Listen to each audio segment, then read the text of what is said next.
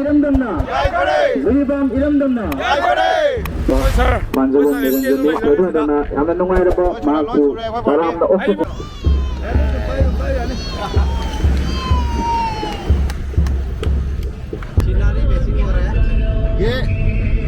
ये क्या बोलते हैं ये Saudio pun Tokyo Hadana Sinjalanga Ibra kasi music ay Nigeria from se kogi jiri bam dane asi ai ge Satra Niranjan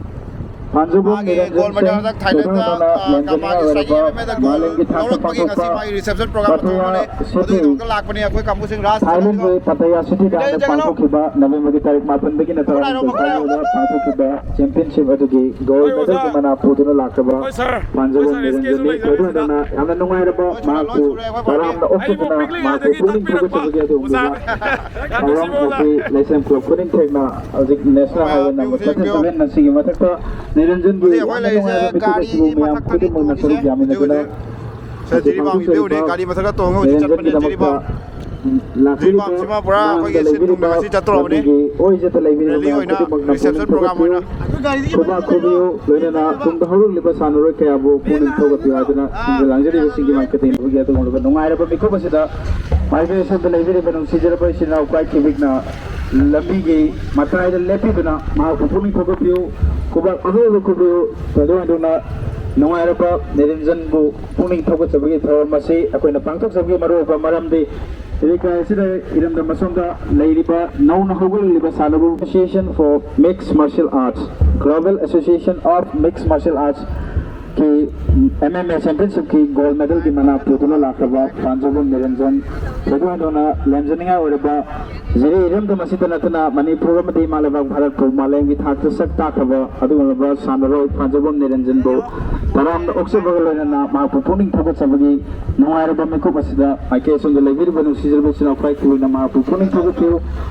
martial arts की 65.8 kg की featherweight gold medal पंजुना लाखबा तिरंदम Jiribam असिगी अनौब इतिहास समसेन खबा अदुगलबा सानरो पंजाब निरंजन बो तराम ऑक्सो बगलना मा पुपुनिंग थबो सबगी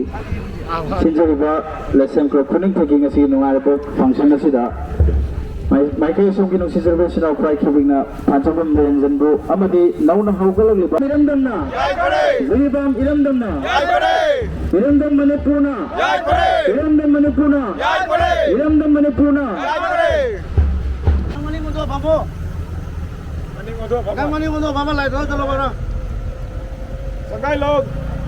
Panjabam Niranjan Singh, Global Association of Mixed Martial Arts, Asian Pacific MMA Championship 2022. Harba Championship asigi gold medal ki mana puduna lakhaba adu ngolama sana.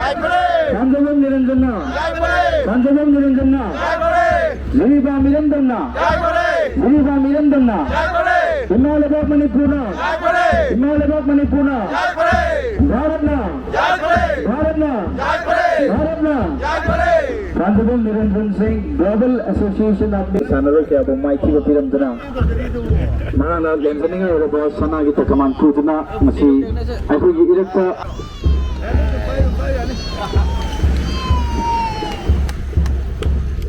Ama Oraba,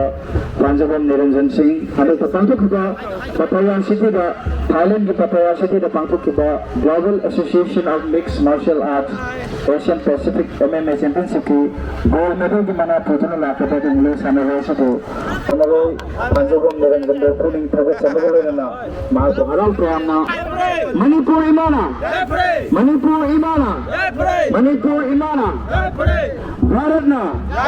Bharatna, Bharatna, Panjabam Niranjana,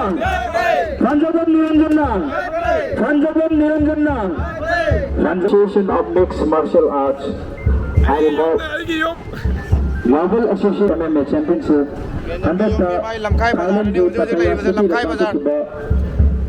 Championship asigi gold medal puduna lakhaba Panjabam Niranjan taram oxygen lena puning thoga chaba lena holo liba sanaro kya bo puning thoga chaba ge thoram lesson club khani kana pangthok sariba sida asigi mapari singi marakta photo na tontin nganda adu mapari mayam marakta ama oraba ꯐꯖꯕ ꯅꯤꯔꯕ ꯚꯥꯔꯠ ꯑꯁꯤꯕꯨ ꯃꯥꯂꯦꯝꯒꯤ ꯊꯥꯛꯇ ꯁꯛ ꯇꯥꯛꯂꯝꯂꯕ ꯑꯗꯨꯒꯨꯝꯂꯕ ꯁꯥꯟꯅꯔꯣꯏ ꯑꯁꯤꯕꯨ ꯄꯨꯛꯅꯤꯡ ꯊꯧꯒꯠꯆꯕ ꯂꯣꯏꯅꯅ ꯃꯍꯥꯛꯄꯨ ꯇꯔꯥꯝꯅ ꯑꯣꯛꯆꯕꯒꯤ ꯊꯧꯔꯝ ꯂꯩꯁꯦꯝ ꯀ꯭ꯂꯕ ꯈꯨꯅꯤꯡ ꯊꯦꯡꯅ ꯄꯥꯡꯊꯣꯛꯆꯔꯤꯕ ꯑꯁꯤꯗ ꯃꯥꯏꯀꯩ ꯑꯁꯣꯝꯒꯤ ꯅꯨꯡꯁꯤꯖꯔꯕ ꯏꯆꯤꯜ ꯏꯅꯥꯎ ꯑꯍꯜ ꯂꯃꯟ ꯈ꯭ꯋꯥꯏ ꯈꯤꯕꯤꯛ ꯈꯝꯅꯖꯔꯤꯕ ꯈꯨꯗꯤꯡꯃꯛꯅ ꯃꯄꯨꯡ ꯐꯥꯅ ꯁꯔꯨꯛ ꯌꯥꯕꯤꯌꯨ ꯃꯇꯦꯡ ꯄꯥꯡꯕꯤꯌꯨ ꯍꯥꯏꯗꯨꯅ ꯁꯦꯟꯖꯦꯜ ꯂꯥꯡꯖꯔꯤꯕ ꯂꯩꯁꯦꯝ ꯀ꯭ꯂꯕꯀꯤ ꯃꯥꯏꯀꯩꯗꯒꯤ ꯅꯣꯛꯆꯔꯤ ꯁꯦꯟꯖꯦꯜ ꯂꯥꯡꯖꯔꯤꯕ ꯂꯩꯁꯦꯝ ꯀ꯭ꯂꯕꯀꯤ ꯃꯥꯏꯀꯩꯗꯒꯤ ꯉꯁꯤ ꯑꯩꯈꯣꯏꯅ ꯄꯥꯡꯊꯣꯛꯆꯔꯤꯕ ꯊꯧꯔꯝ ꯑꯁꯤ ꯏꯔꯝꯗꯝ ꯑꯁꯤꯒꯤ ꯇꯨꯡꯗ ꯂꯥꯛꯂꯤꯕ ꯁꯥꯟꯅꯔꯣꯏ ꯀꯌꯥꯕꯨ ꯄꯨꯛꯅꯤꯡ ꯊꯧꯒꯠꯆꯕꯒꯤ ꯑꯗꯨꯒꯨꯝꯂꯕ ꯊꯧꯔꯝ ꯑꯃꯅꯤ ꯃꯥꯏꯀꯩ ꯑꯁꯣꯝꯒꯤ ꯅꯨꯡꯁꯤꯔꯕ ꯄꯨꯟꯁꯤꯟ ꯆꯥꯎꯔꯕ ꯏꯆꯤꯟ ꯏꯅꯥꯎ ꯈꯨꯗꯤꯡꯃꯛꯅ ꯑꯉꯝꯕ ꯃꯇꯦꯡ ꯄꯥꯡꯕꯤꯗꯨꯅ ꯁꯔꯨꯛ ꯌꯥꯃꯤꯟꯅꯁꯤ ꯃꯄꯨꯡ ꯐꯥꯍꯟꯃꯤꯟꯅꯁꯤ ꯍꯥꯏꯗꯨꯅ ꯁꯦꯟꯖꯦꯜ ꯂꯥꯡꯖꯔꯤꯕ ꯂꯩꯁꯦꯝ ꯀ꯭ꯂꯕꯀꯤ ꯃꯥꯏꯀꯩꯗꯒꯤ ꯅꯣꯛꯆꯔꯤ ꯊꯥꯏꯂꯦꯟꯒꯤ ꯄꯇꯌꯥ ꯁꯤꯇꯤꯗ ꯄꯥꯡꯊꯣꯛꯈꯤꯕ ꯃꯍꯨꯠ ꯁꯤꯜꯂꯒ ꯂꯥꯛꯂꯤꯕ ꯁꯥꯟꯅꯔꯣꯏ ꯑꯐꯥꯎꯕ ꯃꯌꯥꯝꯕꯨ ꯃꯥꯏꯊꯤꯕ ꯄꯤꯔꯝꯂꯒ ꯐꯥꯟꯖꯕ ꯅꯤꯔꯟꯖꯅ ꯃꯁꯤꯗꯤ ꯃꯍꯥꯛꯅ ꯁꯤꯔꯤꯕ ꯒꯣꯜ ꯃꯦꯗꯜ ꯑꯁꯤ ꯄꯨꯔꯅ ꯑꯩꯈꯣꯏꯒꯤ ꯏꯔꯝꯗꯝ ꯑꯁꯤꯗ ꯉꯁꯤ ꯉꯥꯟꯊꯣꯏꯅ ꯆꯠꯂꯤꯕ ꯇꯥꯟꯖꯥ ꯑꯁꯤꯗ ꯃꯤꯀꯨꯞ ꯑꯁꯤꯗ ꯃꯍꯥꯛꯄꯨ ꯄꯨꯛꯅꯤꯡ ꯊꯧꯒꯠꯆꯕꯒꯤ ꯊꯧꯔꯝ ꯂꯩꯁꯦꯝ ꯀ꯭ꯂꯕ ꯈꯨꯅꯤꯡ ꯊꯦꯡꯅ ꯄꯥꯡꯊꯣꯛꯆꯕꯅꯤ ꯍꯥꯏꯔꯤꯕ ꯊꯧꯔꯝ ꯑꯁꯤꯒꯤ ꯃꯥꯏꯀꯩ ꯑꯁꯣꯝ ꯑꯃꯗꯤ ꯃꯍꯥꯛꯄꯨ ꯄꯨꯛꯅꯤꯡ ꯊꯧꯒꯠꯆꯕ ꯂꯣꯏꯅꯅ ꯇꯨꯡꯗ ꯍꯧꯔꯛꯂꯤꯕ ꯏꯔꯝꯗꯝ ꯑꯁꯤꯒꯤ ꯁꯥꯟꯅꯔꯣꯏ ꯀꯌꯥꯕꯨ ꯄꯨꯛꯅꯤꯡ ꯊꯧꯒꯠꯆꯕꯒꯤ ꯑꯗꯨꯒꯨꯝꯕ ꯊꯧꯔꯝ ꯑꯁꯤꯗ Manipur mana? Jiri mana? Jiri mana? Jiri mana? Pari Himalaya Bharat Gitang Lama Pari Sandaru Sigi Maraka Ama Oraba Panjabun Niranjan Sindhu Taram main function ojek udore ahal laman sai khabe buksel chawa khudimona saruk yabiu mapung phan diadana sechal langjaliba lesem club khuning theke maike dige nauluksari Panjabun Niranjan Singh Global Association of Mixed Martial Arts Asian Pacific MMA Champion amadi Manipur Himalaya amadi Himalaya Bharatpu Sakta Prabhadumba Sandaroi Sibu Puning Thogat Chabagaloyana Mahapu Taram Oksabagi Nungairaba Mikubasida Kalonda Frankutuba Thoromni Haiba Thoromasida Saruk Yabiu Mapung Pana Maike Songi Nusidra Isina Kalinagar Mating Pambiu Kalinagar Hydra Singalanzi Liberation Company Take Maike Digina Luxury Panjab Sing Maraka Amoyaba Panjabun Niranjan Singh Taram Oksabagaloyana Mahapu Puning Thogasaba Lena Jiribam Iram the Masigi Toman events in the Sanari Sanaro Singh Puning Thogasabaki Adunuba Hora Masida ma'am हजे auditorium काखली अखोय ma'am सी auditorium सिगनी अखोयगी ngasi program todori base bani ngasi program todoi se auditorium sidani ma'am auditorium sig bio bani jan mamang kakhale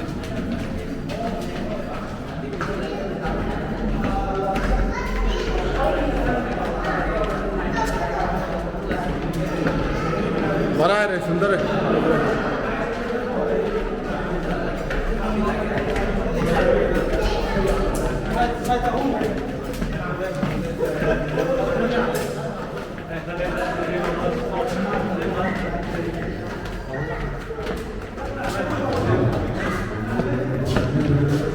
His third gold medal.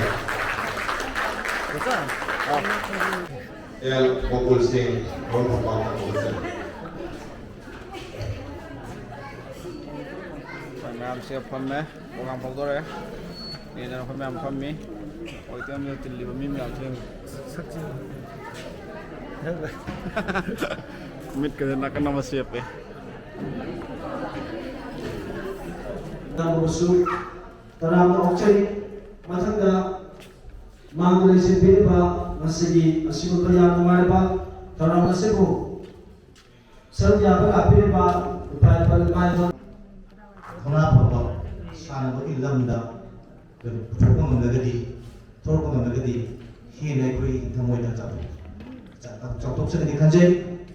Ramaduna.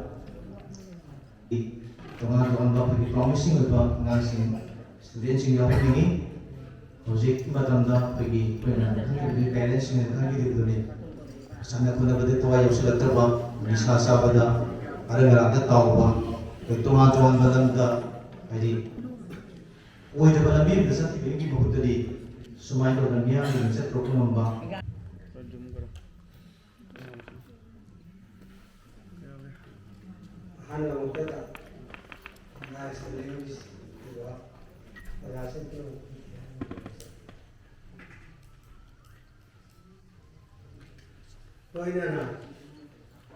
신비남기바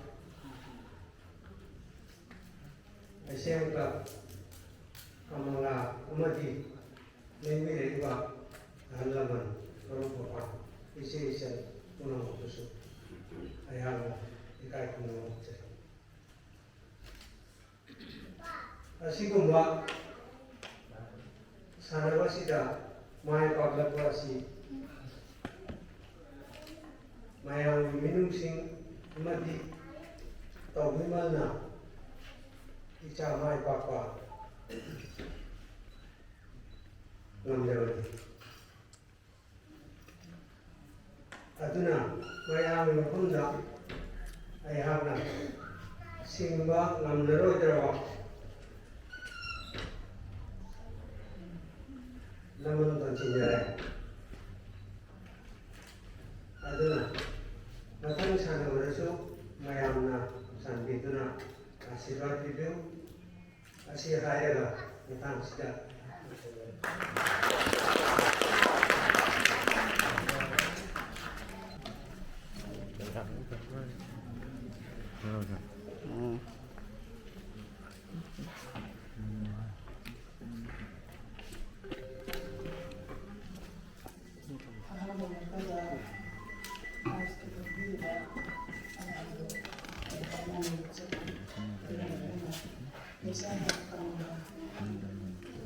Mai câu đang kinh động.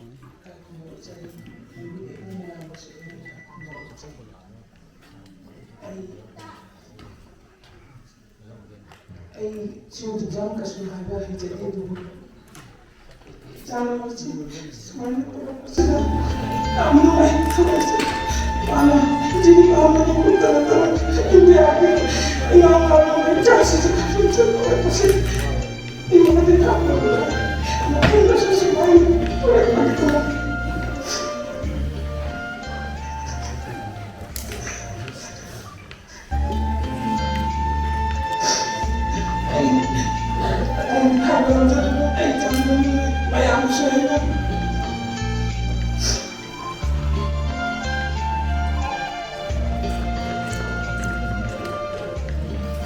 Dari vaksin apa thomagi, alam ba kudo kami tu